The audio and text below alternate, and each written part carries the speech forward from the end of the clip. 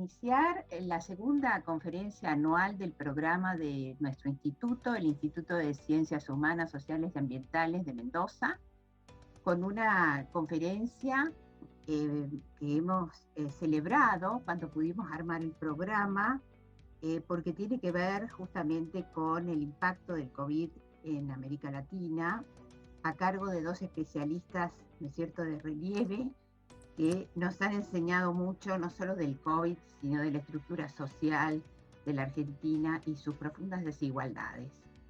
Son ellos, Gabriela Benza.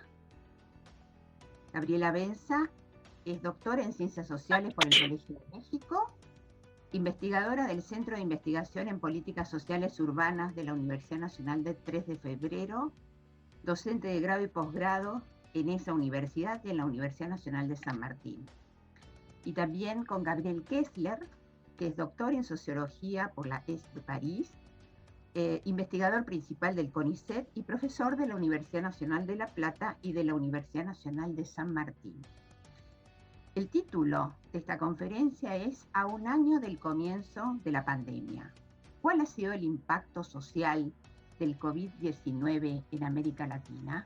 Gracias por estar aquí, para escucharnos. Nuevamente, muchas gracias al INCIUSA y en particular Beatriz, a vos. Voy a compartir mi pantalla. Ahí va.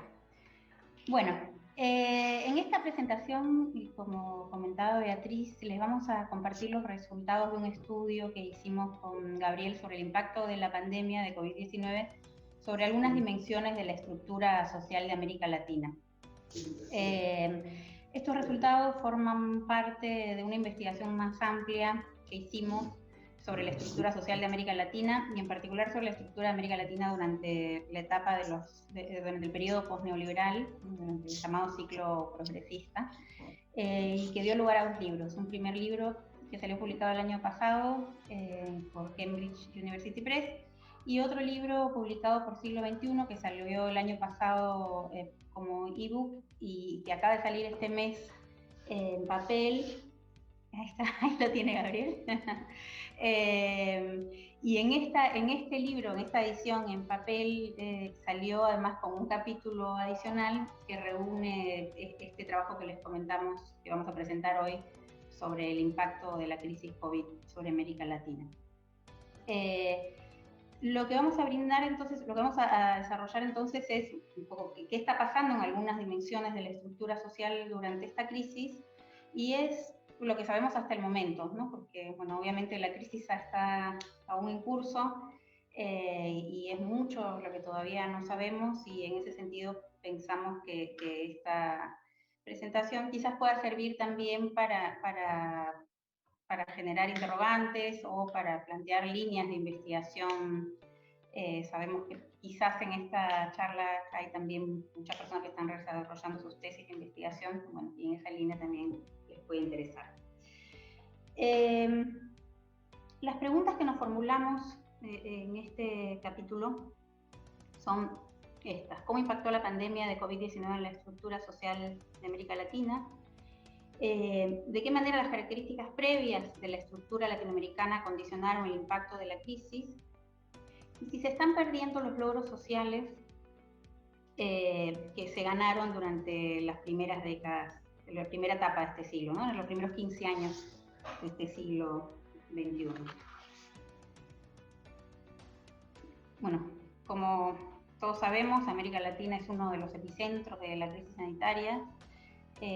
Al momento hay más de 900.000 muertes, según las cifras oficiales, ¿no? Después eso se ajustará.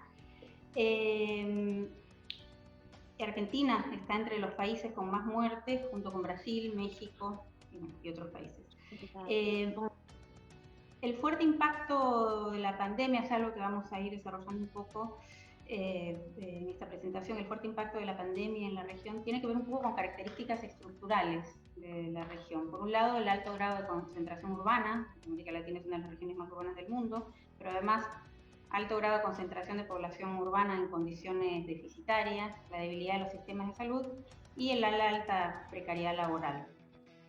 La crisis sanitaria ha generado una crisis económica también de gran magnitud. Se estima que en 2020 la caída del PBI ha sido alrededor para América Latina del 8%, bastante por arriba del promedio mundial y también de los países desarrollados que han sido afectados por la crisis.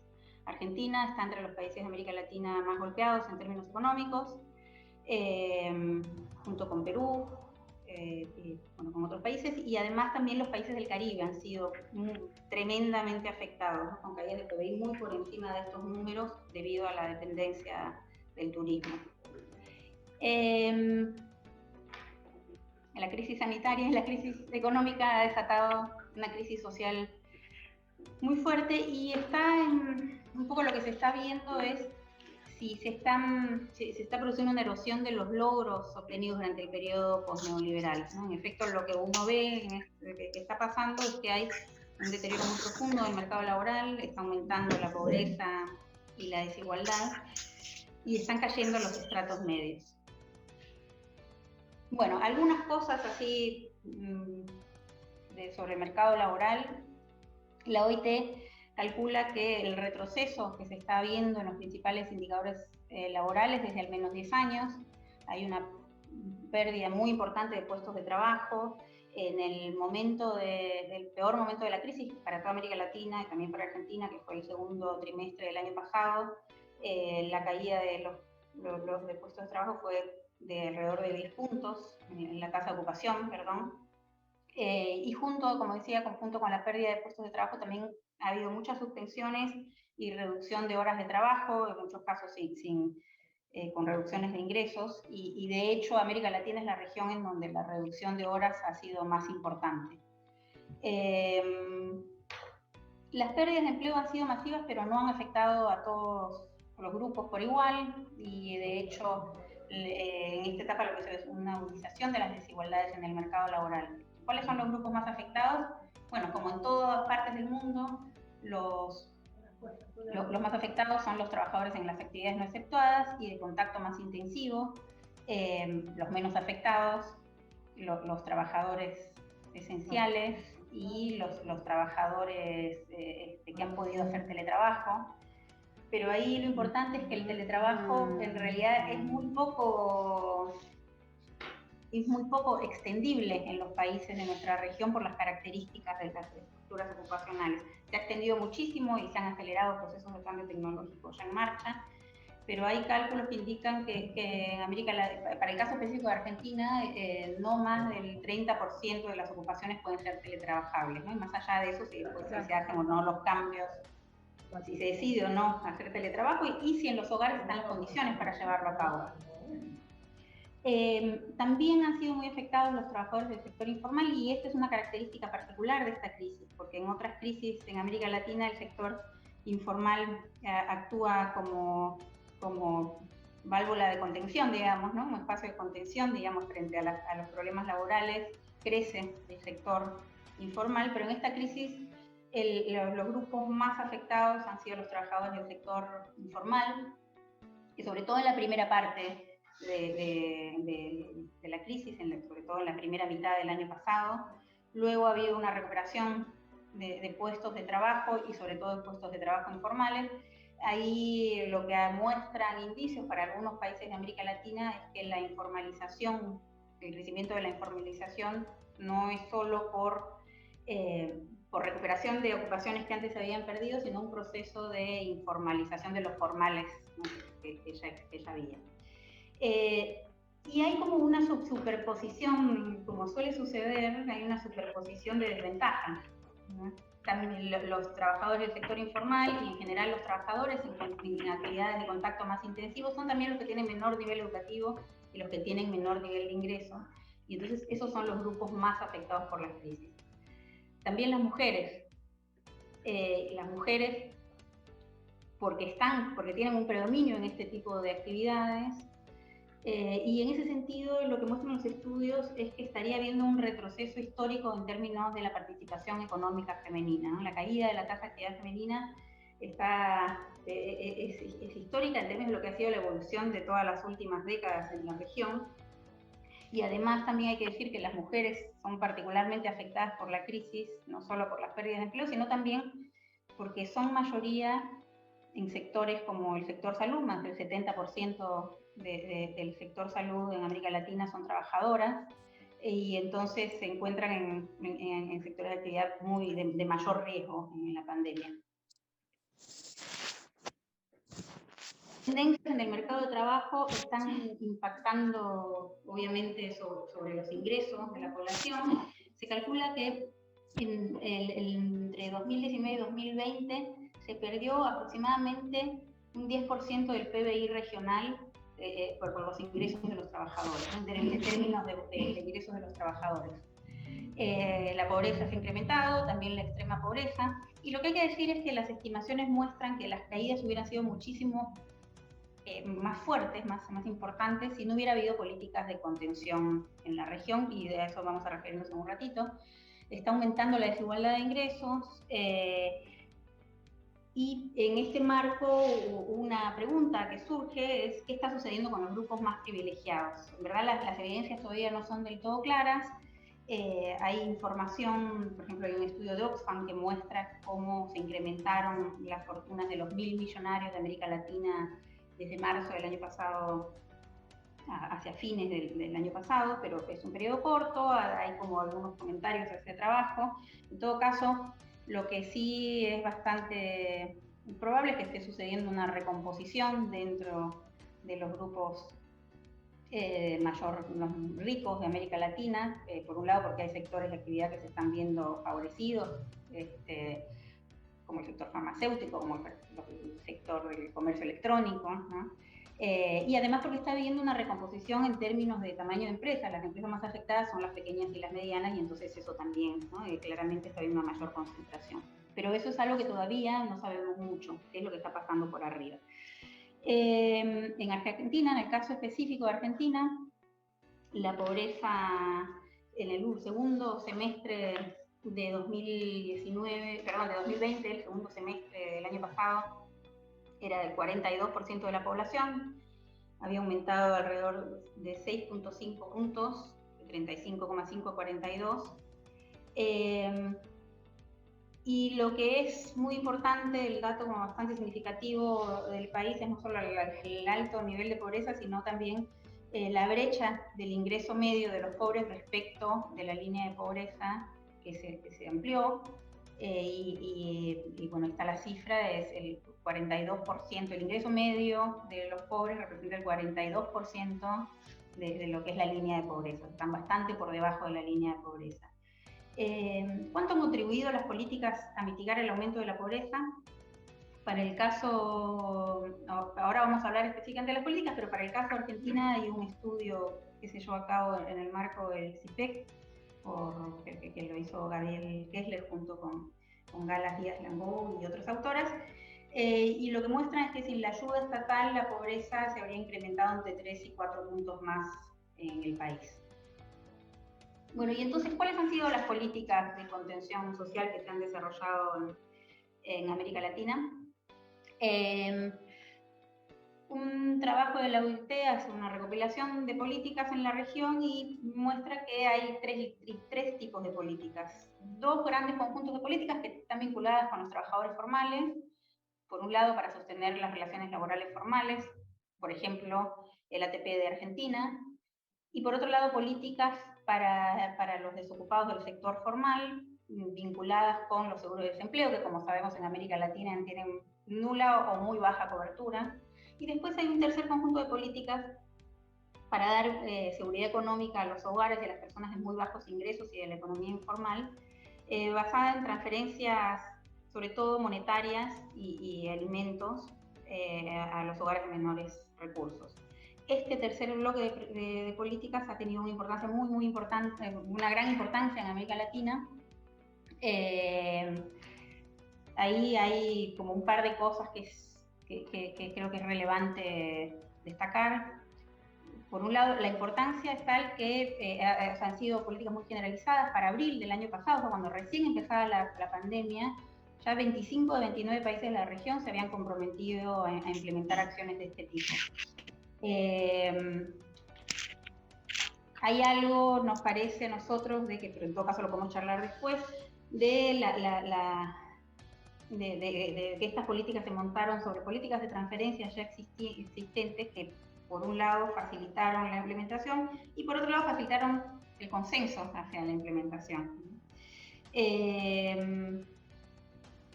Lo que es interesante también es que estas políticas se desarrollaron un poco con independencia de la orientación política de los gobiernos, ¿no? El caso más llamativo es el de Brasil, en donde hubo, a pesar del negacionismo de la pandemia, se dio mucho apoyo a las políticas de transferencias de ingresos. Y en el otro lado, México, que básicamente no hizo políticas de contención social de este tipo. Y además, pero sin embargo hay como problemas importantes con estas políticas que hablan los especialistas. Por un lado, la insuficiencia de los montos. Por otro lado, más allá de la insuficiencia de los montos, la cantidad de cuotas, hay muchas diferencias, mucha heterogeneidad entre los países en cuántas cuotas se implementaron.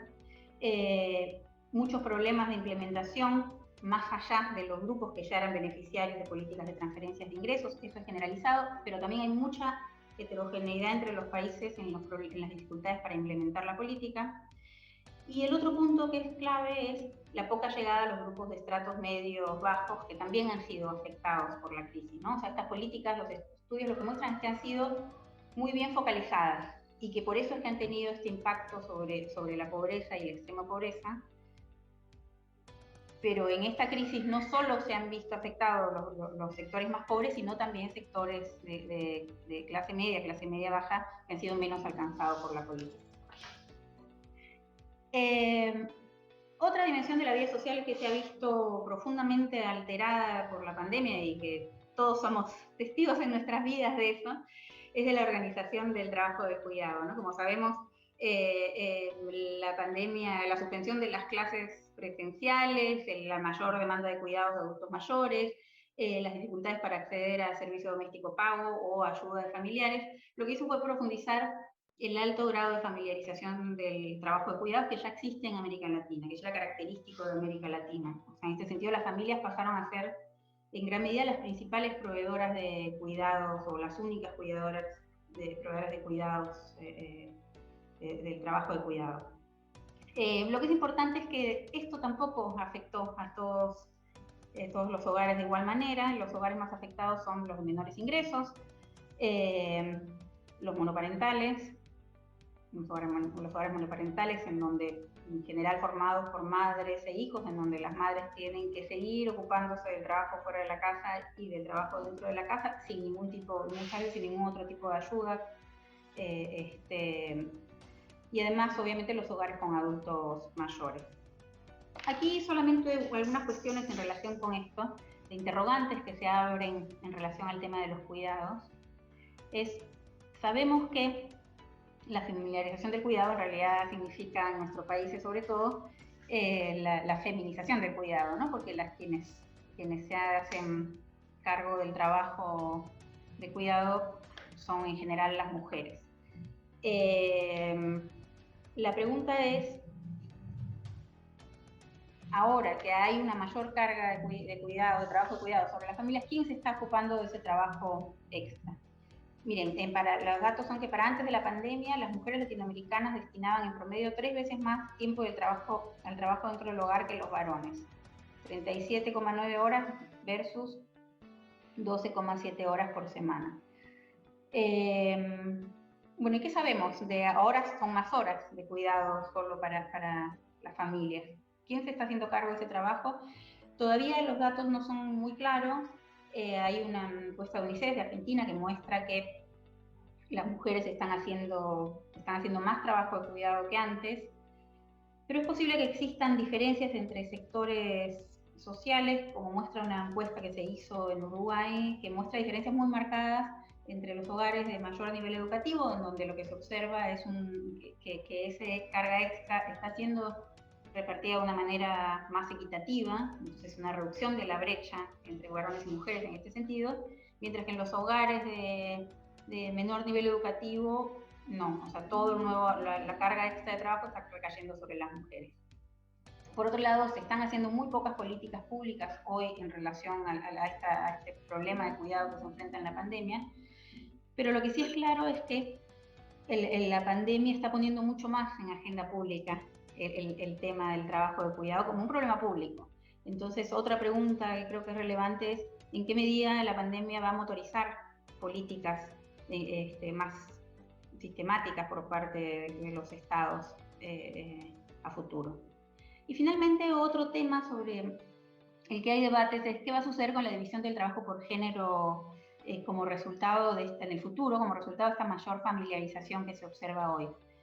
Están los optimistas y los pesimistas, ¿no? Y probablemente ambos tengan razón y pueda depender de los sectores sociales, de los hogares, de características de los hogares, pero por un lado hay quienes dicen que esta mayor presencia de varones en el hogar y de varones que se están haciendo cargo de, sobre todo, el cuidado de los hijos en este contexto, quizás acelere la transformación de los roles de género tradicionales y entonces a futuro, digamos eso, haya una aceleración de la igualdad de género dentro del hogar. Están en cambio quienes viendo estas tendencias a la salida de mujeres del mercado laboral, la caída de la participación económica femenina y de sobrecarga de trabajo que tienen las mujeres dentro del hogar, lo que dicen es que quizás esto signifique un retroceso en términos históricos que sea difícil de remontar, ¿no? Y que entonces el camino hacia una mayor autonomía femenina que se va viendo, digamos, a lo largo del tiempo, se vea ralentizado o paralizado. Bueno, Gaby, no sé si querés continuar. Sí. Bueno, agradezco la invitación de Beatriz, agradezco la invitación de Beatriz. Y antes de comenzar mi parte, quería hacer un pequeño homenaje porque me acabo de enterar por las redes de CONICET que ha fallecido un colega y un profesor de la Universidad de Cuyo, Sebastián Toussaint, y de COVID, entonces quería rendir un pequeño homenaje y un recuerdo a sus amigos, a sus familiares y a la comunidad educativa, así que un recuerdo para él y que como por este homenaje y la continuidad de la actividad académica es también un recuerdo hacia un colega que amo, así que mi tristeza y quería dejar este momento de recuerdo a los colegas. Tomando estos temas voy a seguir con el impacto justamente del COVID en salud. Voy a compartir el... Ahí está.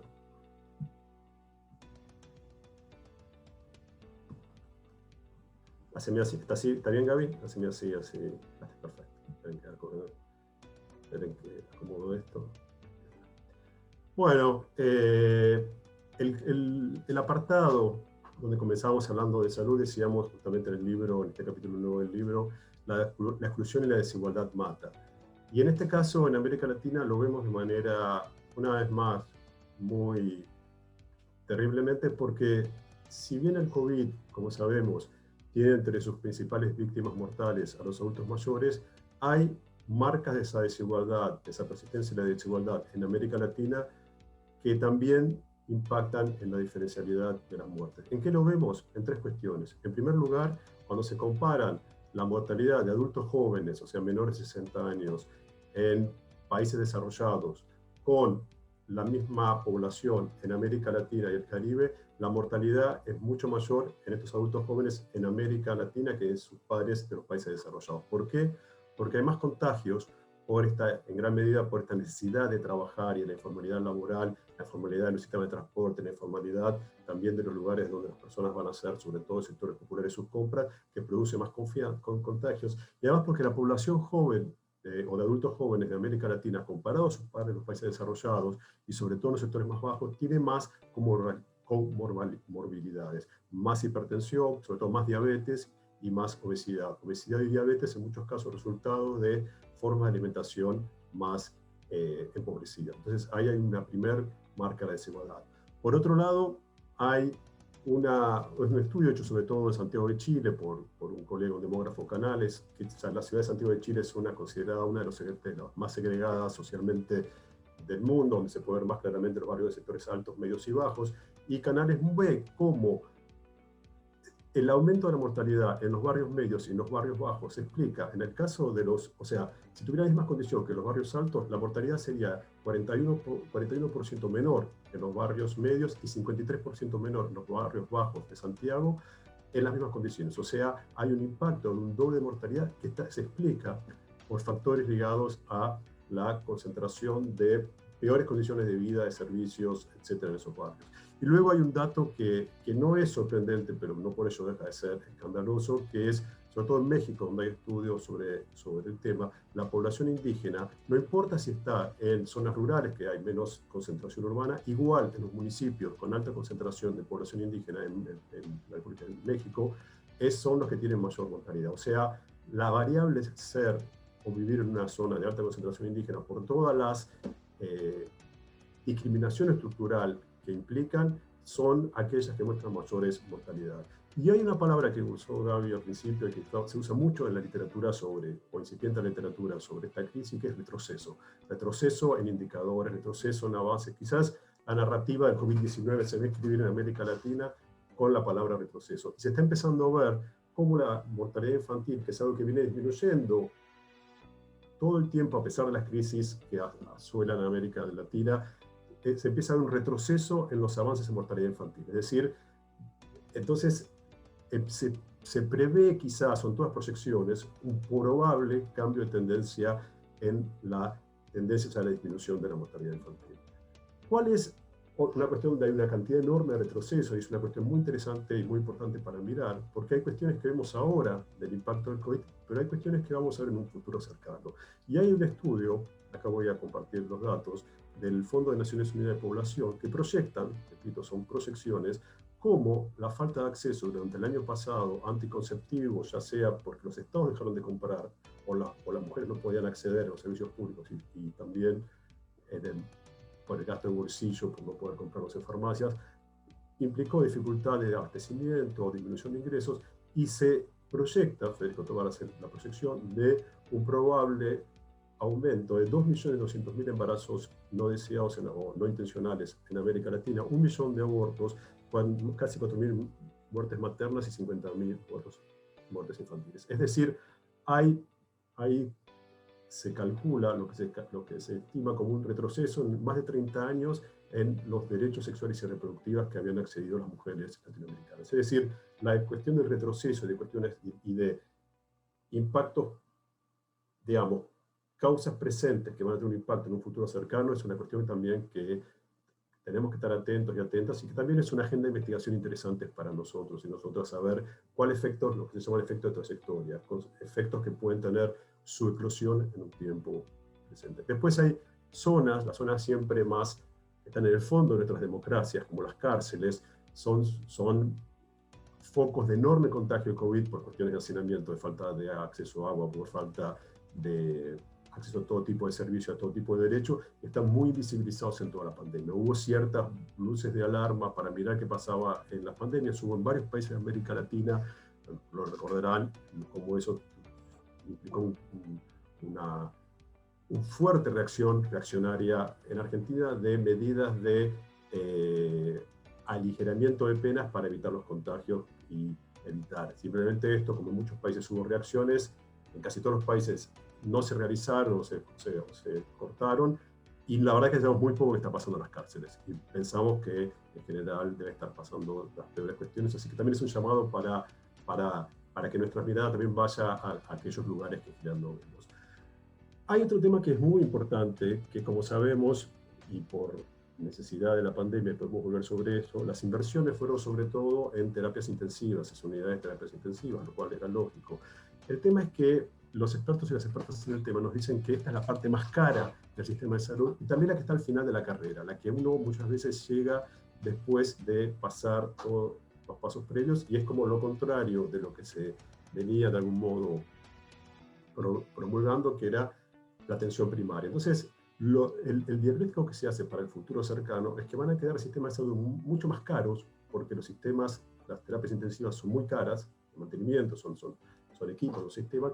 Entonces, la pregunta es si van a quedar sistemas más caros, y esto va a implicar también un aumento de la desigualdad en el acceso a los sistemas de salud, ya sea por los costos, pero también porque en lugar de poder focalizarse en la atención primaria, se va a focalizar en aquellas que se llegan en general en las edades más mayores.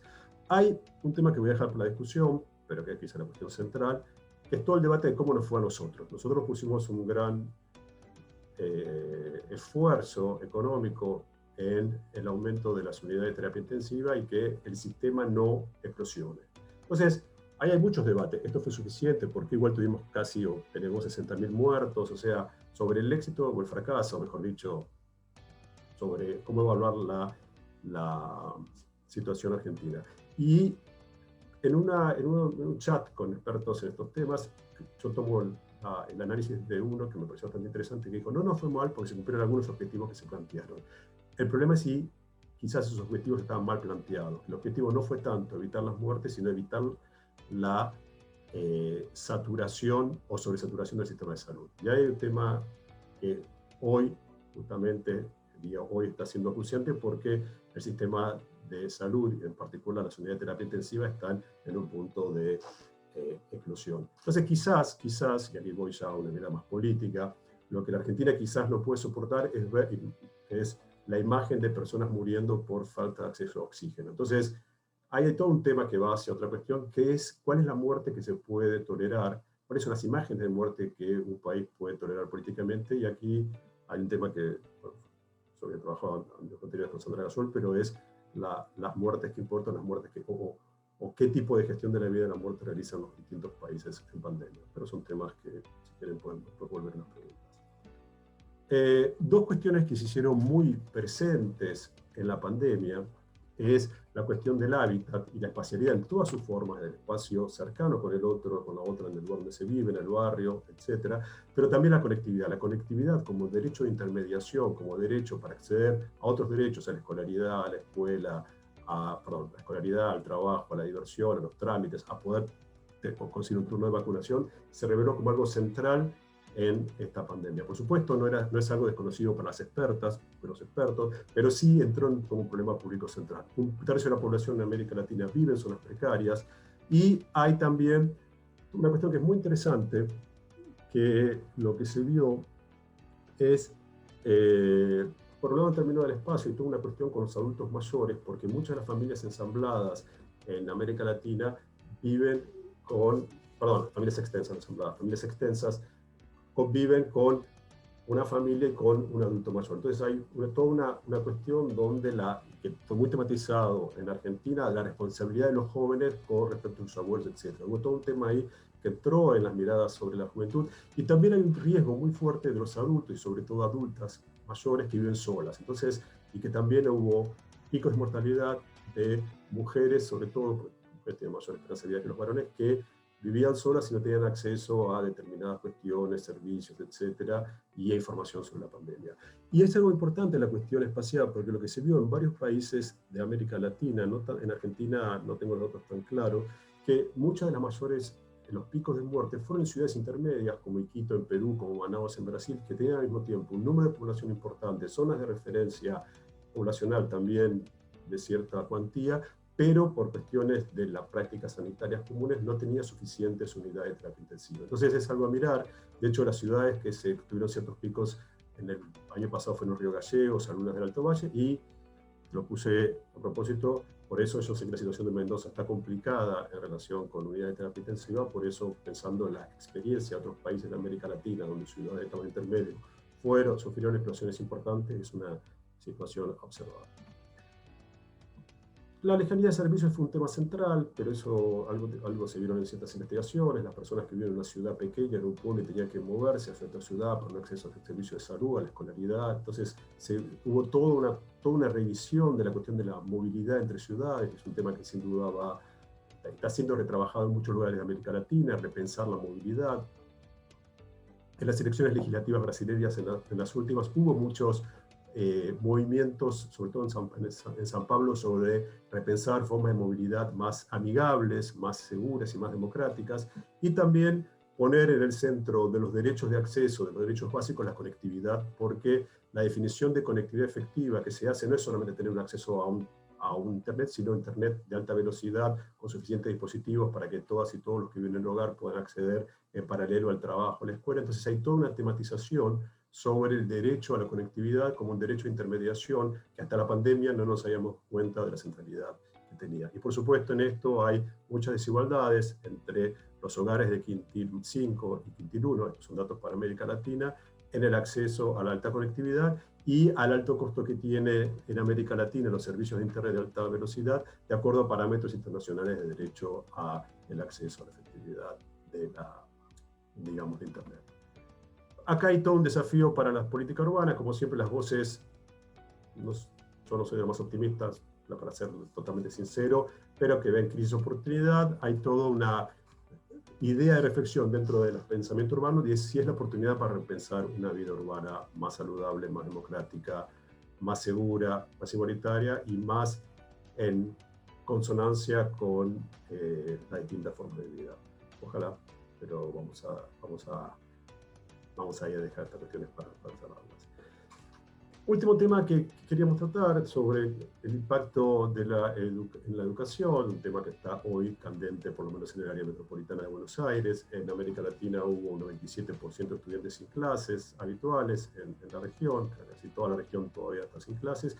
Y hay 4 cuestiones que preocupan. Un incremento en la deserción, nuevamente la idea de retroceso en la inclusión educativa, ahora voy un poquito a ver cada tema, aumento en la desigualdad en calidad y algo que se llama efecto cicatriz, y una pregunta sobre cómo son estos sistemas híbridos, que en realidad más que híbridos son, perdón la palabra, un despelote, perdón la palabra, pero que es este mix entre presencialidad, virtualidad, etcétera, que la forma fina de llamarlo es sistemas híbridos.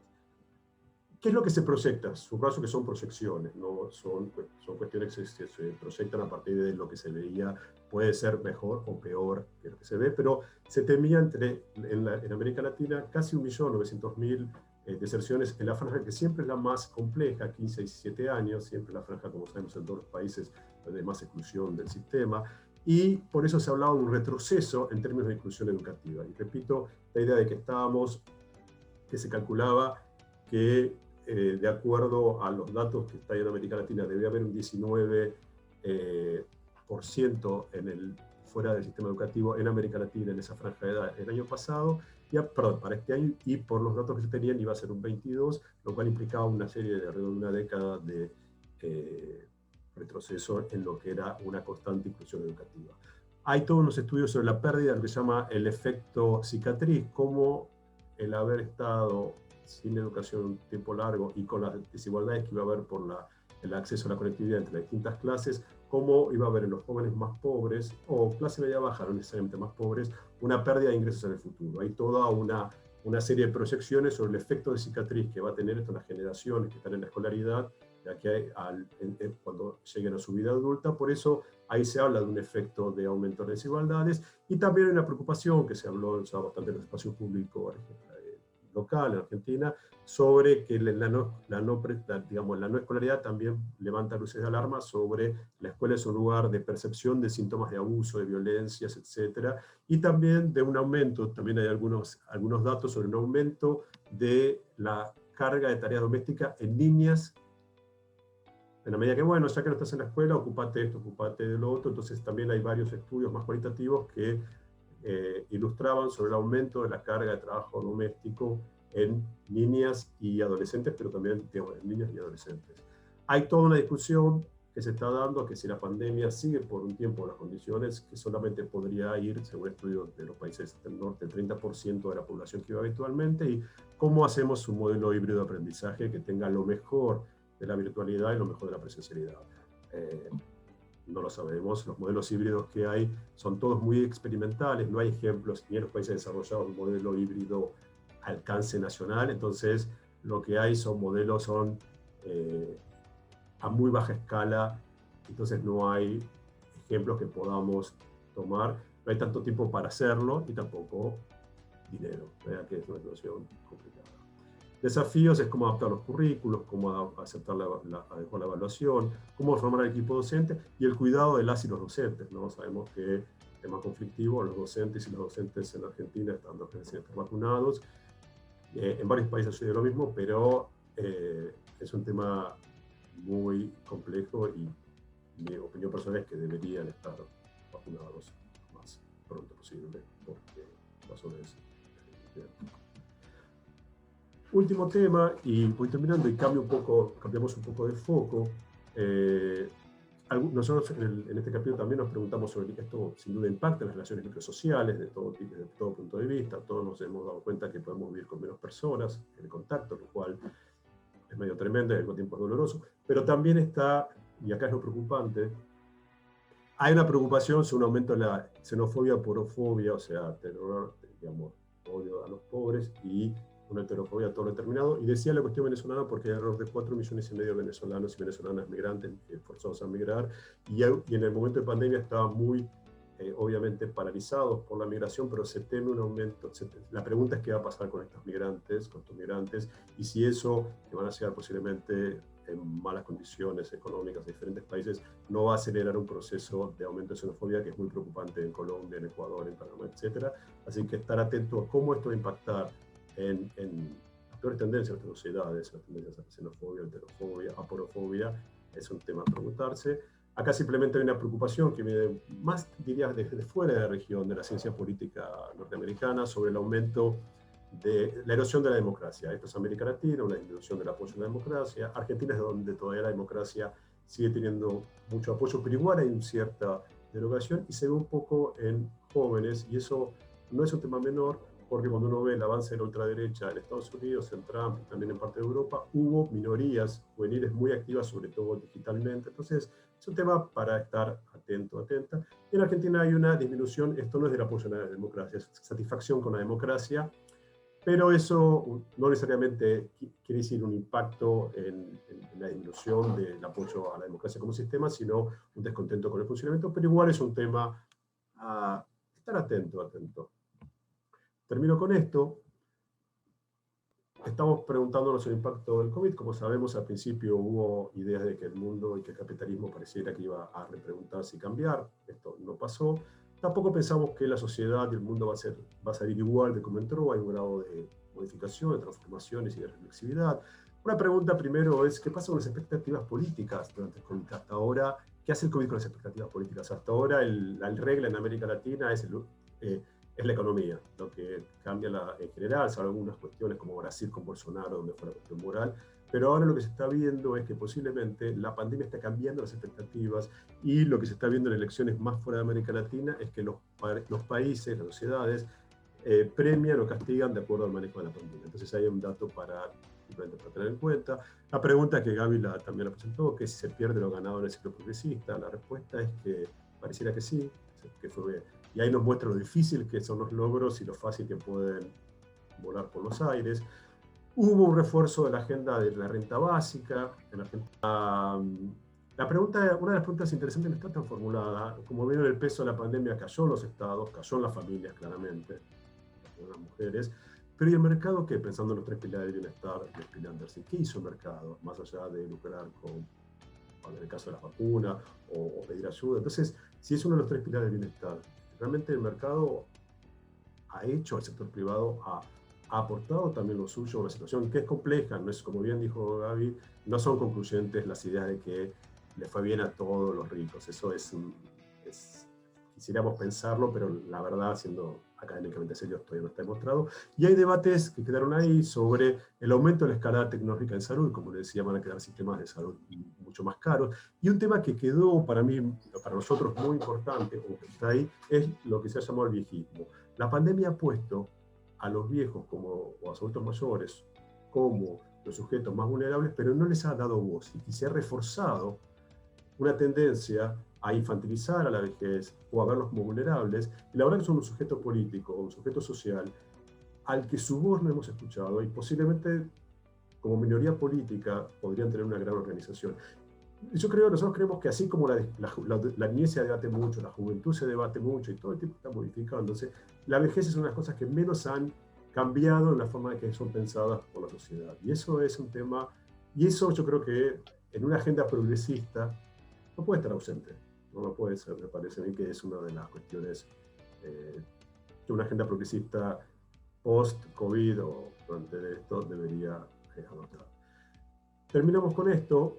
Esto también nos trajo, yo trabajé y ahí aprovecho que ahí está Beatriz, que nos dio una gran mano, fue una actriz muy importante en esto, que en el primer informe sobre las condiciones de vida durante el ambiente al comienzo de la pandemia, y después seguir relacionado un poco con estos temas. Y acá aparece un debate que es muy interesante para las ciencias sociales, y lo estamos viendo en un libro que salió ahora de Daniel Fayette, Pandemia, pero también en intervenciones de colegas como Ariel Wilk y Pablo Semán sobre cuál es el rol de las ciencias sociales. Tenemos que decir, tomando el libro antiguo de Bauman, ¿somos legisladores? ¿Tenemos que decir a la sociedad que estas son las reglas a seguir, ustedes deben portarse así, así?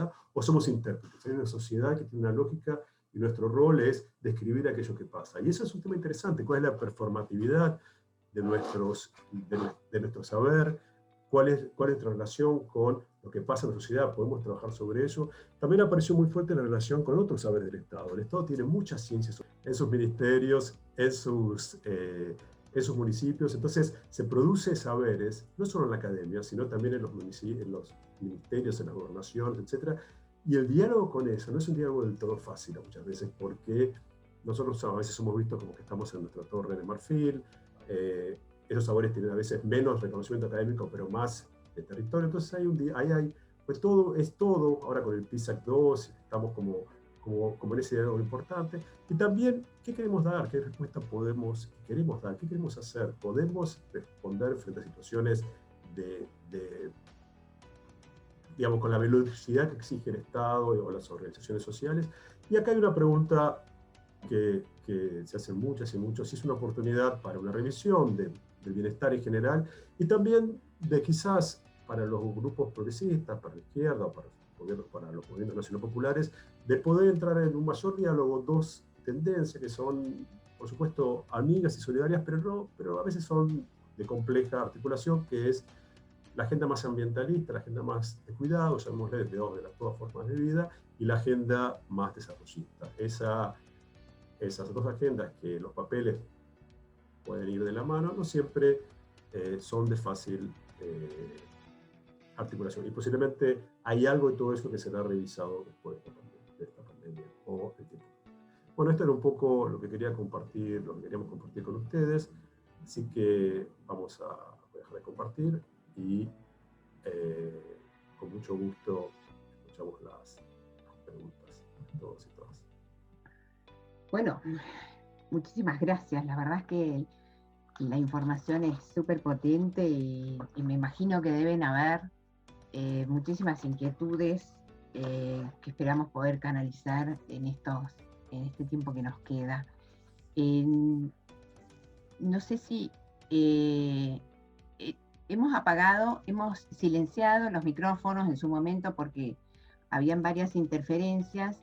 Entonces, Lucía, si podés habilitarlos ahora y de manera también ir pidiendo la palabra, cuestión de poder amenizar un poco más los intercambios, pedir la palabra por chat si quieren, si están de acuerdo, y entonces ahí ustedes mismos habilitan sus propios micrófonos para poder conversar en el tiempo que nos queda.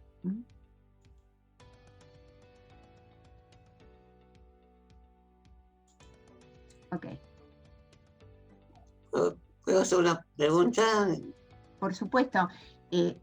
Dale, Dos Laura. preguntas, Gabriel y Gabriela. Sobre lo último que dijiste, Gabriel, esta diferencia entre la agenda de desarrollo vis-a-vis la agenda ambientalista. Entiendo que una tiene que ver con la inclusión social y la otra tiene que ver con el desarrollo de la economía o algo por el estilo, pero me gustaría que digas más sobre eso. Y la otra pregunta, ya que es sobre la migración. Efectivamente hay un tema de xenofobia, pero América Latina está plagado de inmigrantes, no solamente los venezolanos que van de un lado, se han trasladados por toda la región, pero también hay haitianos que se van a no sé dónde, dominicanos que se... En fin, digamos, es una región donde hay un proceso migratorio muy intenso. ¿Qué pasó con estos durante la pandemia?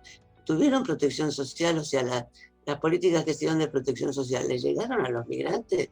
¿Los dejaron en la puerta y no los dejaron entrar? A mí me parece que ahí tenés un problema serio para América Latina. No hablo más, son esas dos preguntas. Gracias. ¿Damos preguntas o como ustedes digan? ¿Qué preferís?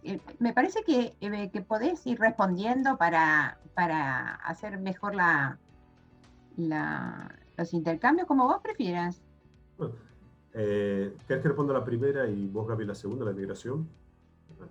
Yo me refería a la agenda más ambientalista, en el sentido de las críticas a la comodificación, al extractivismo, al bienestar por la extracción de bienes primarios. ¿Por qué? Quizás fue un poco críptico, pero que es una cosa que nosotros veíamos en el libro, en todo el libro, con Gabriela, que es una cosa que de algún modo iba contra lo que se había, digamos, de algún modo pensado durante muchísimas décadas en América Latina, que era ahí donde se habían producido, estamos pensando en los primeros 15 años, en el periodo progresista, la desigualdad había disminuido, sobre todo en América del Sur, en realidad donde se había aprovechado una de las commodities, sea la soja, el petróleo, el cobre, etc.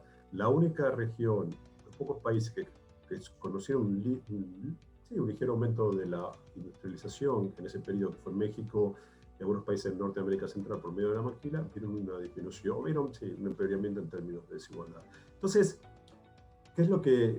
¿cuál es algo tremendo? Que sin reactivación económica, hubo crecimiento económico, pero sin una gran modernización económica y por variables, sobre todo políticas, etcétera, hubo una mejora de la desigualdad. Entonces, eso planteó en países como Argentina, planteó en Bolivia, planteó en Ecuador, etcétera, conflictos sobre todo muchas veces en Ecuador y en Bolivia específicamente, entre algunos pueblos originarios y los gobiernos de Correa y los gobiernos de Evo Morales. Y planteó también al interior, digo, esto fue el conflicto como emergente, pero también planteó al interior del pensamiento más latinoamericano cómo hacer. Y esa es, y la verdad que nadie sabe mucho qué hacer, francamente, porque nosotros la industrialización no pasó ni va a pasar, la economía del conocimiento puede dar un pedacito así, pero no sirve todavía para nutrir a los millones y millones de latinoamericanos. Entonces, hay un dilema complejo. O sea, nadie sabe cómo es un modelo de desarrollo que pueda, y sobre todo es un tema central para la Argentina, en un país de 45 millones de habitantes, un modelo de desarrollo que al mismo tiempo tenga las cosas que uno desea, respeto al medio ambiente, etcétera, y al mismo tiempo que se generen salarios importantes, etcétera. Y la verdad que todavía, digo, mal que nos pese, etcétera, le rezamos a la soja. Digo, nos encantaría que fuera diferente, pero la verdad que podemos hablar horas, pero si la soja se va para el fondo, no vamos al fondo, y si la soja aumenta $20 más y tal, vamos a estar un poco mejor. Entonces, ahí hay un montón de conflictos que podemos decir, más que respecto a la política, al campo, etcétera, pero esa realidad todavía es una realidad de casi toda América Latina, y ahí hay un tema complicado. Gaby, sobre migraciones, que es un súper tema complejo en la región. Sí, totalmente. Sí, yo creo o sea, totalmente de acuerdo.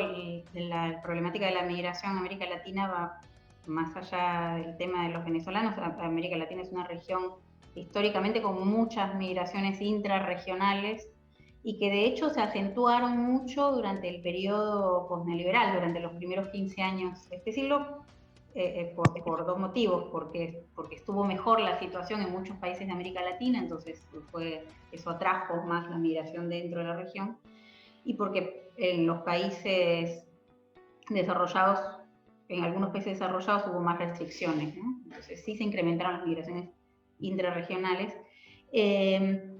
Y lo que muestran los trabajos sobre lo que se sabe hasta ahora sobre el impacto de la crisis en términos de trabajo y en términos de ingresos, sí ponen a los migrantes como uno de los principales grupos más perjudicados. Y ahí por dos cosas, ¿no? Por un lado, yo creo que es una combinación. Por un lado, porque en términos de políticas sociales, no es que por ser migrantes una persona no puede ser beneficiaria de la política. El tema es si es un migrante ilegal, ¿no? O sea, para poder ser en todos los países de América Latina, para poder recibir política, las transferencias de ingresos u otro tipo de políticas, tenés que tener, en particular las transferencias, tenés que ser legal o, dependiendo del país, también la cantidad de tiempo de residencia en el lugar, ¿no? Entonces, eso por un lado, pero además también es uno de los grupos más o sea, porque muchos han quedado por fuera de la política, pero además es uno de los grupos han quedado por fuera de la política, siendo uno de los grupos más perjudicados, porque además los migrantes suelen insertarse en las ocupaciones de peor calidad, y lo que decíamos, esto de que se superponen, ¿no? Las desventajas de los más desfavorecidos han sido los que están en ocupaciones de proximidad. Las ocupaciones de proximidad en general son las manuales de baja calificación y son las que son ocupadas en general por los migrantes. Entonces son los grupos que más han perdido empleo, y además muchos no han accedido a las políticas públicas. Sí. Bien. Osvaldo López Ruiz ha pedido la palabra. Osvaldo, ¿estás por ahí? Porque yo no te estoy viendo. Ahí está, ahí parece. Ahora sí. Dale. Bueno, gracias por la charla, pero también por haber compartido. Estaba mirando las conclusiones del libro que compartiste, el link ahí.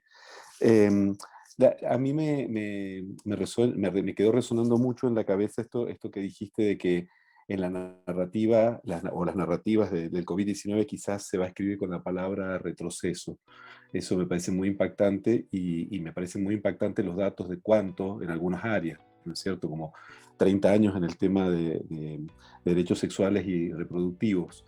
Y la pregunta, que obviamente sin ninguna intención de pedirte hacer futurología, pues no es lo nuestro, pero la pregunta es, o las dos preguntas serían: la primera, ¿podríamos pensar que la palabra con la que se va a escribir la narrativa de la pospandemia sea la palabra recuperación? ¿Hay elementos como para pensar que eso pueda ser así? Pero, y más específicamente, ¿en qué áreas vos pensás que los años de retroceso van a igualarse o no con los años de recuperación? Es decir, podemos esperar que muchos de estos, en algunas áreas, supongo que los años de retroceso deberían no necesariamente ser los mismos de los años de recuperación, porque si no realmente es calamitoso, ¿no? Sí, esa sería mi pregunta.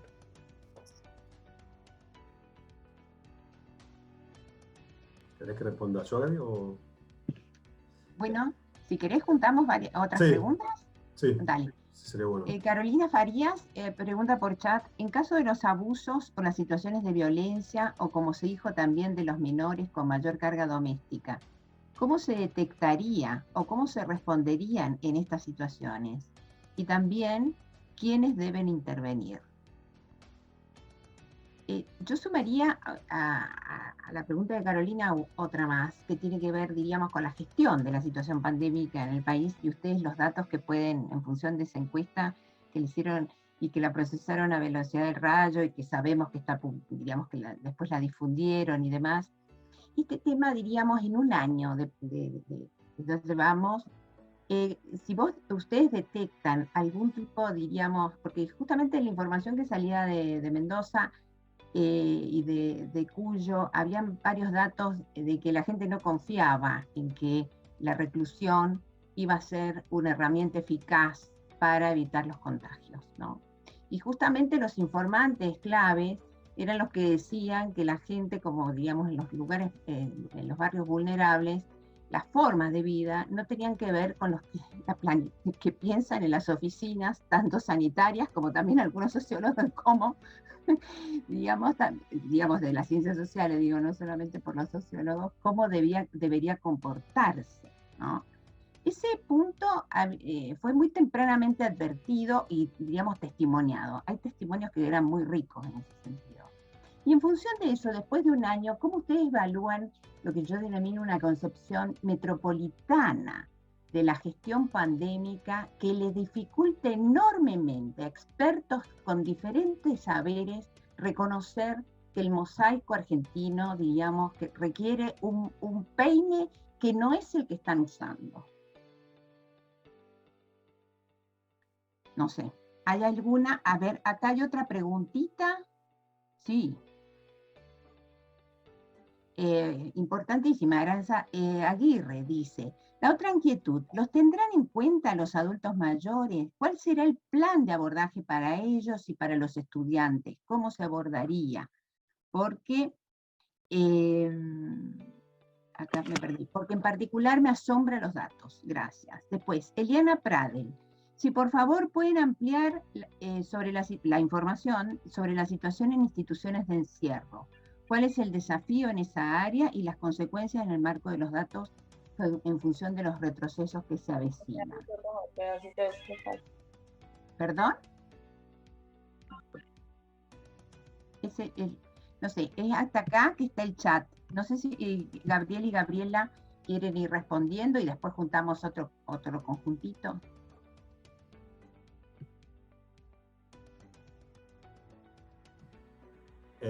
Bueno, muchísimas gracias. Súper interesantes, la verdad, todas las preguntas y dan mucho para pensar.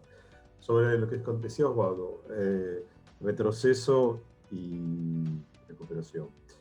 Sin duda, para no caer en las miradas tremendistas, que no son, no estarían de más en un contexto como este, es cierto, algunas cuestiones, una recuperación va a implicar que se puedan reabsorber.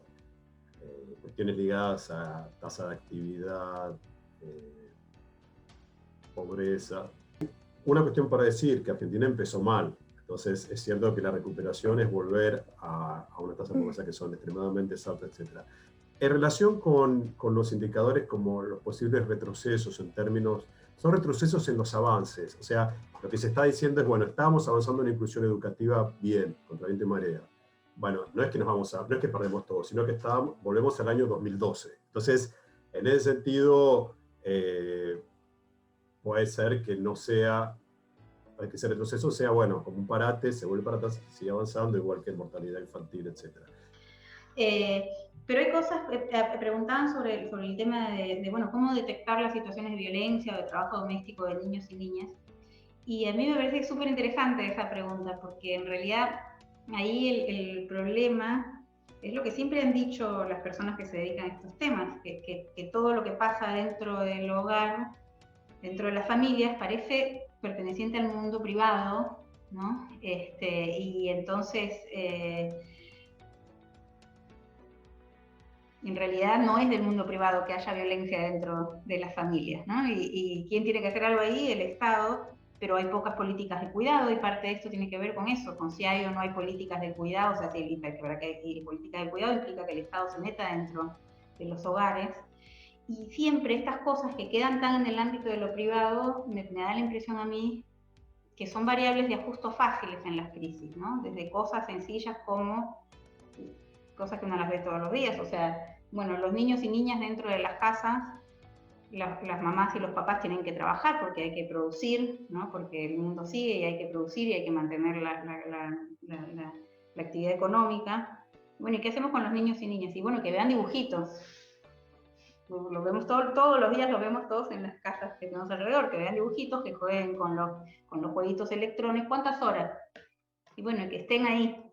¿Eso es un daño en términos de cuidado de los niños? Y claro que sí, pero está en el mundo privado. Entonces, si uno lo piensa como un problema público, si el cuidado es un problema público, entonces eso debería entrar también dentro de la esfera de la política en principio, ¿no? O dentro de las cosas a las que tendríamos que prestar atención en términos de las consecuencias a futuro, ¿no?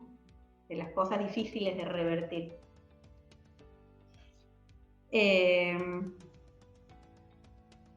Eso nomás quería decir. Ahora que quería agregar algo al tema que apuntaban de las cárceles, perdón. Nosotros, estaba buscando datos que hicimos en el libro. Hubo un estudio que hubo al comienzo de la pandemia y que hablaba, en América Latina hay 1,5 millones de reclusos, hay una tasa de encarcelamiento muy fuerte. América Latina conoció un proceso de aumento de la población penitenciaria escandaloso, se ha duplicado desde el año 2000. y eso nosotros decimos en el libro, que es la década progresista no lo fue para la población carcelaria, al contrario, aún en los países gobernados por gobiernos nacionales populares aumentó, se duplicó, se triplicó la población carcelaria, los países gobernados por la derecha más, pero eso no es un consuelo para los sectores progresistas, y hay, les digo unos datos de este censo, 58%, estoy mirando acá, de los presos no duermen en una cama solo, el 20% no tiene acceso a agua potable, solo el 40% tiene acceso a un jabón y el 30% no recibe atención médica. En Brasil, por ejemplo, el nivel de VIH dentro de las cárceles es 138 veces superior que fuera de ellas, o sea, la tasa de presencia, y la tuberculosis 81 veces superior. Entonces, la situación de las cárceles es tremenda en América Latina, es tremenda, y la pandemia se supone, la pandemia obviamente la ha empeorado, pero no hay datos después, hasta donde sabemos, por lo menos de escala regional, o este primer estudio del BID, políticas de congestión en Chile, Argentina, Colombia, México, de población que ya estaba, que no era considerada peligrosa, que ya estaba, o ya sea como en situación, o en situación de detención, digamos, o estaba ya en las líneas finales del camino hacia la liberación, o estaba en preventiva, pero ahí hay algo a mirar, y yo creo que también hay o sea, toda la población más vulnerable, como contó Gabriela, de la población migrante, pero también la población con trastornos neurológicos, trastornos mentales, ha dejado también de haber cuidado. O sea, hubo toda la situación de pandemia como que elevó elevó la mirada, y un montón de población vulnerable no es cuidada. Por ejemplo, para dar un dato, justo porque ayer me llegó el caso de alguien conocido. La población migrante en Argentina, que en realidad nuestras leyes son mucho mejores que las de otros países, son mucho más democráticas, hay un problema que para poder trabajar tienen que tener el DNI. Y mucha población que tiene lo que se llama el DNI precario, para poder conseguir el trabajo que sea, es ley que tienen que presentar el DNI. Entonces, por cuestiones de que el Estado no estuvo realizando trámites, no se les da el DNI. Entonces hay mucha población migrante en Argentina que está en esa situación de entre dos, tratando de legalizar, y que no puede conseguir trabajo por no tener el DNI, porque el Estado no es que no se lo quiera dar, sino que están parados un montón de oficinas del Estado. Entonces, todas las ruedas del Estado que sufrieron por cuestión de la pandemia afectaron, por supuesto, a los sectores más vulnerables. Y ahí la gestión de la pandemia, para decir algo, Argentina se demostró, cuando hicimos el primer informe, ese de hace un año, nosotros dijimos, esto va a explotar en un mes. Y ahí la verdad que la gestión de las transferencias condicionadas en las pandemias se demostró efectiva. La gestión de los movimientos sociales en los barrios se demostró efectiva, si tenemos en evidencia, no explotaron, y en Argentina cuando la crisis explota. Entonces hay ciertas cuestiones que han resultado de manera efectiva, y como me decía un colega experto en el tema, que nosotros consultamos mucho, algo que siempre se le criticó al sistema de salud, que es la fragmentación y la superposición del sistema, y hace que haya muchas camas. Argentina, me decía este colega, tiene el doble de camas hospitalarias por persona que en España, y eso favoreció a que el sistema tampoco explote hasta ahora a nivel de cama. Entonces, hubo ciertos elementos, pero también es cierto, y no hay que olvidar, Argentina tiene más de 60.000 muertos, 60.000 muertos en la pandemia, o sea, la pandemia no actuó. A pesar de las políticas, ha matado más de 100.000 personas, y según expertos podrían haber sido muchas o muchos menos. Hay dos preguntas más, y Guido Ciurano ha levantado la manito. Guido, ¿querés hacer alguna pregunta? Sí, bueno, buenas tardes a todas y a todos. Gracias, Gabriel y Gabriel, por difundir aparte en redes antes el capítulo del libro, ayuda la lectura previa. Y tengo dos consultas. Una, si tienen alguna reflexión a propósito de la infraestructura del Estado en lo que refiere a las estadísticas y el conocimiento de su población. Se me ocurre el caso de Argentina, cuando se hizo la previsión inicial del alcance que iba a tener el ingreso familiar de emergencia, resultó no tener nada que ver con la dimensión que tuvo después esa política pública. Y entonces, nada, quería preguntarles si hay forma de medir la desigualdad en la información a la que accede el Estado para hacer buenas políticas públicas, porque ahí puede haber un tema interesante. Y después una pregunta a nivel societal. Uno puede intuir, o por lo menos yo intuyo, que la responsabilidad de la propagación de la pandemia no está democráticamente distribuida entre distintos sectores sociales. Y la capacidad de policiamiento del Estado, de control del Estado sobre distintas clases y distintas poblaciones no es igual. Y ahí hay como una paradoja, me da la sensación de que los sectores más vulnerables, que uno podría entender como menos responsables de la propagación de la pandemia en muchos sentidos, o que uno no les podría exigir demasiado, son los más fácilmente controlables con el Estado. Entonces, me preguntaba si tienen algo para decir a propósito de esa paradoja o de esa cuestión medio problemática. Muchísimas gracias por la presentación de hoy. También Virginia Mellado ha pedido para hacer una pregunta. Virginia. Bueno, muchas gracias, Gabriel. Gabriela, interesantísima la charla. Mi pregunta iba para orientar si ustedes habían podido ver el impacto que podía tener en la gestión de la pandemia la organización del Estado, los estados federales o los estados centralizados en América Latina, si han podido ver alguna diferencia en cuanto a esa estructura del Estado en la gestión. Gracias, bueno, saludo a Guido, hola Virginia, hola Guido.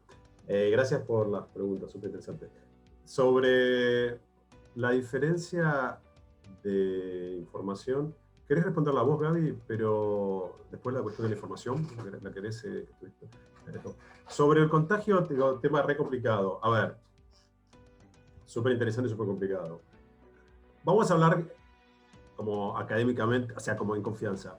La verdad que no lo sabemos. No sabemos quién contagia más. Hubo mucha mitología de los malos contagian, lo digo con cierto ironía, pero no. Contagian los macristas, contagian los malos, contagian los que le importa al otro. La verdad que no lo sabemos tanto, porque más allá, sobre todo con esta pandemia, con lo difícil que implica el cuidado, porque implica cuidarse todo el tiempo, y con la contracción que tiene mucha población a tener que trabajar, etc. En otros países de América Latina, lo que se sabe, digamos, cuando digo así, porque no es tan fácil saberlo, es que en general el contagio tiene más que ver con la informalidad laboral, con la obligación de trabajar, con transportes que no están cuidados, con comprar en un mercado donde el municipio no fue a poner filas, donde tenés que trabajar como sea, donde no tenés espacio en las casas, el contagio intrafamiliar es muy importante, las malas condiciones en los hogares. Entonces, es difícil creer que estadísticamente, y no estoy haciendo una lectura moral, haya habido tantas diferencias. Sí, hasta hubo muy tematizado la cuestión de las fiestas clandestinas, pero también sabemos y se sabe que también hubo mucho relajamiento del cuidado en zonas intermedias y pequeñas, y no porque la gente sea mala, sino porque decían, no, ¿cómo me va a contagiar? Si es mi vecino, no puede estar enfermo. Entonces, no es tan obvio que haya sido tan así. Sí se sabe que hubo más contagios juveniles, de hecho hoy las unidades de terapia intensiva están llenas sobre todo de gente joven, y se cree que hay dos otras cuestiones. Una, que hay una parte importante de adultos vacunados, pero también hubo más relajamiento, también es muy complicado cuidarse, hay muchas formas, como dicen Semán y Wilke, de epidemiología popular, no se cuida de una manera, de otra, no todo el tiempo, etc. Y también el cuidado es muy difícil tenerlo todo el tiempo encima, sino que ahí sí faltan dispositivos, conductas modélicas, etc. Entonces, no lo sabemos mucho. Yo creo que, yo la verdad personalmente no pondría tanto las tintas personalmente en las fiestas clandestinas, etc., porque me parece que ahí va hacia algo que las pocas investigaciones que hay uno que hicieron justamente Semán y Wilkes, una cuantitativa, que mostraban que no había tanta diferencia de acuerdo a tu ideología política en darle importancia o no a la pandemia. Ahí mostraba más o menos igual entre oficialismo y oposición. Sí, en valoración de la gestión de la acción del gobierno durante la pandemia. Ahí era radicalmente opuesta, ahí sí había una grieta. Y eso tiene un impacto. ¿Por qué? Porque si vos, ahí sí está demostrado que, y ahí se vio que si vos considerás que el Estado gestionó mal la pandemia, vas a seguir, el año pasado, vas a seguir menos, en un momento donde está tan complicado, las nuevas medidas que el gobierno impone. ¿Entendés? Entonces, ahí sí entra la política. O sea, la política no entra en... Nosotros no tenemos acá un contingente de negacionistas de la pandemia. No lo tenemos, nadie dice la pandemia no existe, salvo Viviana Canosa, no tenés un tipo Brasil o Estados Unidos donde la grieta está en la pandemia existe o no existe, no tenés eso. Sí tenés en la evaluación, y la evaluación sí te va a decir, si el año pasado me confinaron y mirá los muertos que hay, este año, ¿sabes qué? Banderazo y llevo a los chicos a la escuela. Entonces, ahí sí se ve que la grieta puede incidir en ese momento, y ahí sí se puede ver algo de esto de manera importante. Y lo último, no hay alguna evidencia, aunque no todo, porque tenemos el caso de Perú donde eso no fue, que en algunos países unitarios fue más fácil algún tipo de organización. Pero la verdad que a todos nos fue mal. En todos los países hay muertos, entonces, pero por ejemplo, en la organización, sobre todo el suministro de vacunas, etcétera, lo unitario, perdón, no quiero ser tildado de salvaje, no quiero ser tildado de salvaje unitario, digo, me rindo las evidencias, es que en algunas cuestiones la cuestión ha permitido alguna organización mayor, pero tenemos todo el tiempo casos como Colombia y como Perú que digamos, como a nadie le fue bien, la verdad que nadie puede decir que a los países más unitarios le fue decir, pero el federalismo en algunos casos pudo haber complicado esto. Y creo que eso era las cuestiones, ¿no? Gaby, sobre los... Sí, una cosa solo sobre lo que estabas diciendo recién. Yo coincido que me parece que no hay que por lo menos no sabemos hasta el momento si hay una cosa clara de transmisión de acuerdo al sector social. Quizás sí en términos de policía, por cosas que sabemos en otros temas sociales, ¿no? Pero porque quizás quedó como muy asociado la cuestión de asociar los contagios con las clases altas o medias altas, por cómo llegó a América Latina, ¿no? Por dónde llegó, por las personas que se iban de vacaciones a otros países.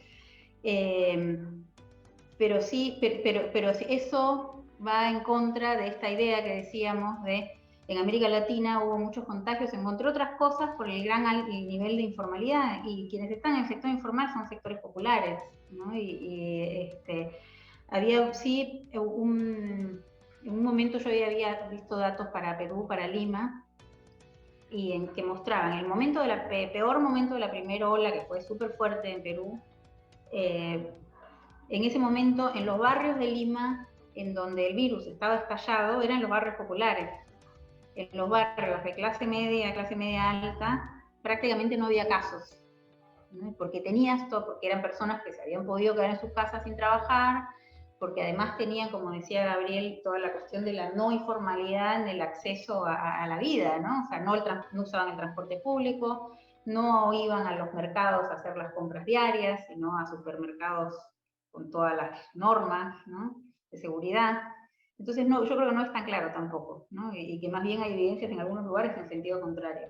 Después, y lo mismo también creo, perdón que retome, ¿no? Pero en relación con esto de lo unitario, los gobiernos y peso de los gobiernos en los países que tienen una organización federal y los que no, sí, tampoco me parece que es tan claro, ¿no? En el caso de Perú es clarísimo cómo las dificultades que tuvo el gobierno central para llegar por ejemplo, Gabriel mencionaba el caso de Quito, que es una ciudad intermedia que estalló y que el gobierno central no podía llegar, ¿no? Y quizás ahí, con un sistema federal, hubiese sido más fácil, quizás no. Pero también, bueno, estamos viendo en el caso de Argentina y también en el caso de Brasil, en el sentido contrario, las disputas entre gobiernos locales, de nivel subnacional, y los gobiernos nacionales, como, claro, para el lado de Brasil uno dice, menos mal que existieron, porque eso salvó un montón de vidas, ¿no? Porque hubo gobernadores que hicieron políticas distintas a las que propugnaba Bolsonaro, pero en otros casos quizás no. O sea, me parece que hay que ver un poco qué pasó, que no sabemos muy bien. Y en cuanto a las estadísticas, yo creo que las estadísticas públicas, por decirlo de manera rápida, las estadísticas públicas en Argentina tienen un montón de problemas, pero tienen un montón de cosas buenas también, ¿no? Y que no están, eso como para decirlo como muy en general, no están muy lejos de lo que son las estadísticas públicas en otros países de América Latina en términos de calidad y eso.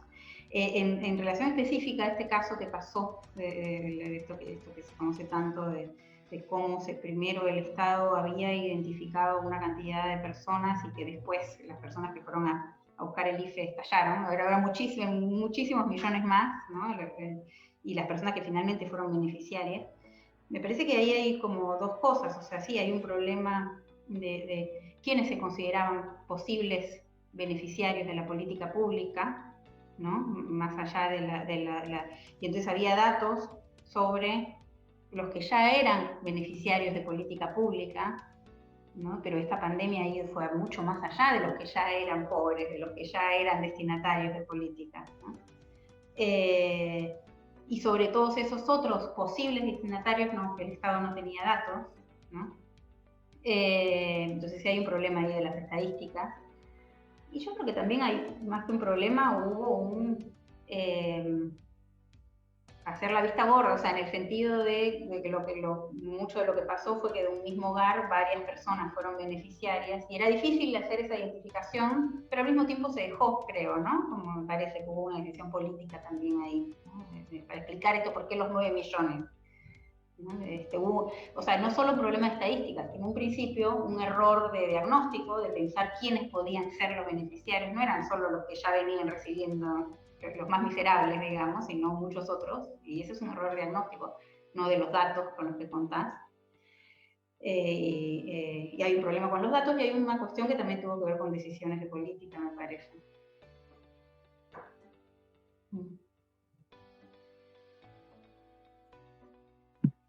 Gracias. Hay 2 preguntas más, la verdad que incita muchas cosas.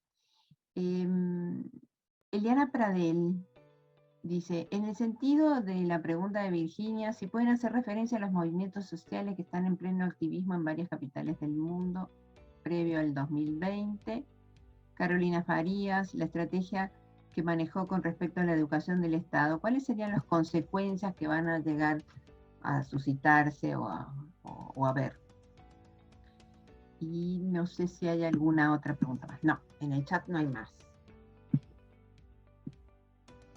En educación, la verdad que los datos que ustedes dieron ya son muy preocupantes, pero sin duda tendrán más cosas para decir, ¿no?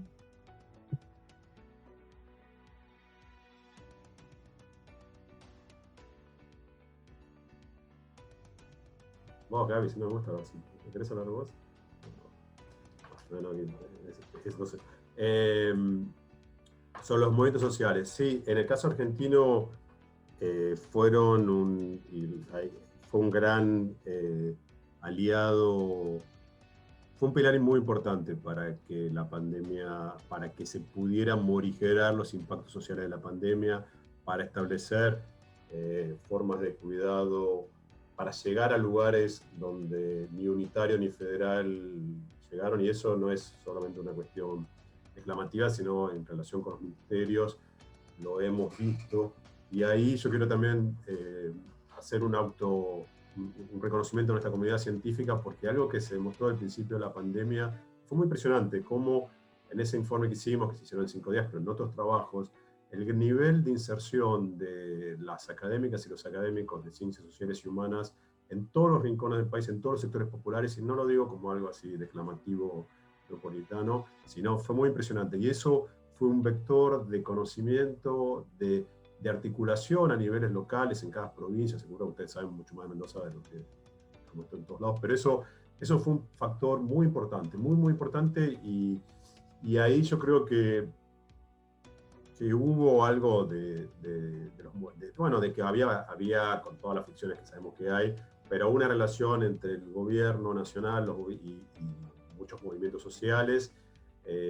Hubo también una apuesta, personalmente creo que una buena apuesta del Ministerio de Desarrollo Social. Creo que fue uno de los pocos ministerios, quizás el único a nivel nacional, que no estuvo desfinanciado por el gobierno macrista, sino que hay algo ahí que las transferencias condicionadas, pero además cuestiones que continuaron y que no se destruyeron como en otros ministerios. Entonces hubo ahí algo a lo que se pudo trabajar. El Ministerio de Desarrollo apeló primero sobre todo a las políticas contra el hambre, ahora está con la tarjeta alimentar, y a la política de transferencia condicional, pero también hay una apuesta que ojalá, ya que hablábamos de algo optimista o algo que ojalá deje la pandemia, está haciendo una apuesta a la economía popular. Hablamos mucho de la economía informal y hay una apuesta importante a incluir la economía popular en la división social del trabajo, incluirla en serio. Entonces, en vez de esta lucha de hace décadas contra la informalidad y que sigue, y que cómo hacer, dice, bueno, esto es parte de cómo las mujeres y los hombres sobreviven en nuestro país y en todo el mundo. Entonces, la idea es cómo no tanto formalizar, sino darles dignidad, darles apoyo, incorporarlos en la compra del Estado, hacer cooperativas. Y hay una cuestión bastante interesante que también plantea muchas discusiones muy interesantes para las ciencias sociales, que es, por ejemplo, sobre la productividad. ¿Qué es más productivo? Alguien que desde su casa o desde su máquina genera valor financiero, que eso es lo que hace destruir producción, o una mujer que está en un barrio cuidando a las hijas y a los hijos de los trabajadores. Entonces hay todo un replanteo muy interesante sobre la productividad social, que ojalá ahí haya, digamos, como ven, nosotros somos bien cautos, pero no somos pesimistas. Ojalá haya algo novedoso, y ahí hay mucha presencia de los movimientos sociales, de los movimientos feministas, y creo que ahí hay algo muy, muy, muy interesante. Creo que también va a ser, ya que salió, creo que va a ser también una pregunta y algo dijo Gabriela, y ahí el tema del cuidado, por supuesto, está central. Hay también ahí, creo que me parece a mí que también la agenda feminista está, estoy pensando, ¿no? Ha conseguido, digamos, la ley de IVA, interrupción voluntaria del embarazo. Está, por supuesto, los temas de violencia de género siempre, lamentablemente, presentes, porque siempre hay femicidios, pero creo que la agenda de género, me parece, no sé, también va a estar interpelada, como todas, por la pandemia, porque el tema del cuidado está central, pero también porque hay otras cuestiones que están pasando en las subjetividades de hombres y mujeres, que todavía no sabemos bien, porque estamos en un proceso en curso, pero que está ahí gestándose, ¿no? En nuestros hogares, en nuestras relaciones, en nuestras vidas, en nuestras emociones. Entonces creo que ahí hay algo que sin duda que posiblemente tenga algún cambio. Y y a nivel internacional hay algunas cosas un poco optimistas. O sea, Biden fue una mejor sorpresa de lo que se esperaba. La izquierda del Partido Demócrata está entrando en la conversación pública y planteando cosas relativamente interesantes. Mucho más optimista no tengo para decir. Miren diciendo que, bueno, sí, que optimismo sea Biden, pero que sí, hay algo un poco mejor de lo que se había pensado. Pero la verdad, las pandemias no dejan en general sociedades más democráticas, sino muchas veces sociedades que valoran el nacionalismo en sus peores manifestaciones, el exclusivismo y los líderes fuertes. O sea que no sé si no hay, en general no dejan en general sociedades más democráticas, pero la historia no siempre se repite de igual modo. Gaby.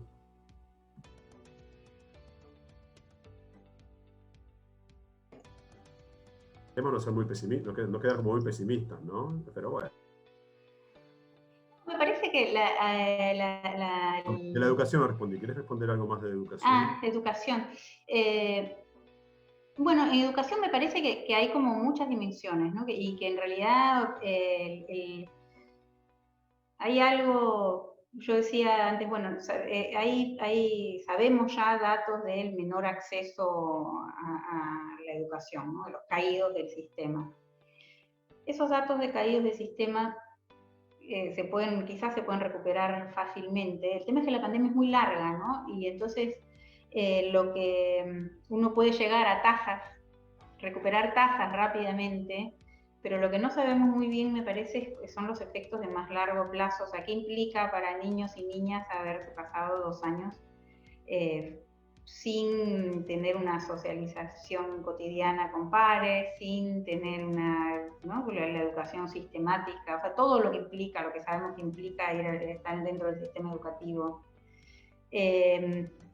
Esas creo que son como las grandes consecuencias de largo plazo, más allá de los números que creo que muchos seguramente se van a recuperar rápidamente, ¿no?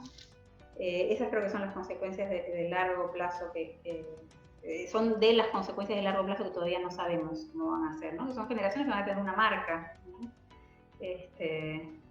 pero que no sabemos qué tipo de marca, ¿no? Como de las grandes cosas que pasan en la historia, ¿no?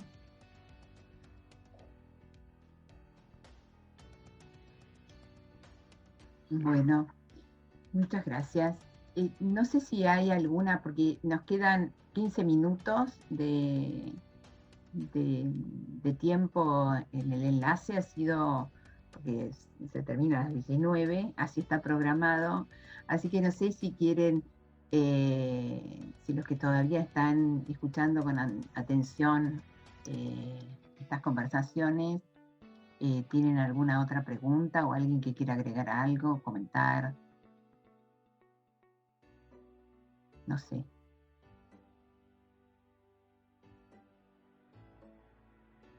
Bueno, entonces lo que me queda es agradecer enormemente a Gabriela y Gabriel por esta compensada visión y muy documentada en la situación en que estamos y sobre todo de la potencialidad de los interrogantes que ustedes se están realizando sobre sus propias investigaciones, que es un acto de enorme generosidad, de compartir las preguntas y también de tender puentes, ¿no es cierto?, sobre todo para la gente que está involucrada en investigaciones de esta naturaleza, y para los que no lo estamos, para tratar de decodificar y entender mejor la cotidianidad que vivimos. Así que, bueno, me queda solamente para agradecerles y también agradecer a todos los que siguieron con mucha atención este encuentro e invitarlos para los siguientes, porque nos reunimos todos los terceros miércoles del mes con un programa abierto que trata diferentes temas de la agenda actual de investigación en las humanidades y ciencias sociales. Así que bueno, aquí también estamos recibiendo saludos de la Universidad de San Luis, de gente que no vive en Mendoza, así que bueno, el objetivo también de llegar a otros lugares, esta pandemia y estos sistemas digitales nos ayudan, así que bueno, gracias y también gracias por compartir ese texto que por supuesto analizaremos con muchísima atención. De Villa Mercedes también están llegando saludos. Así que bueno, mil gracias a todos gracias. Y también gracias a Lucía Coordinador. Such, que nos asiste enormemente. Gracias. Gracias a ustedes. Gracias a ustedes. Y a cuidarse. Chau, chau.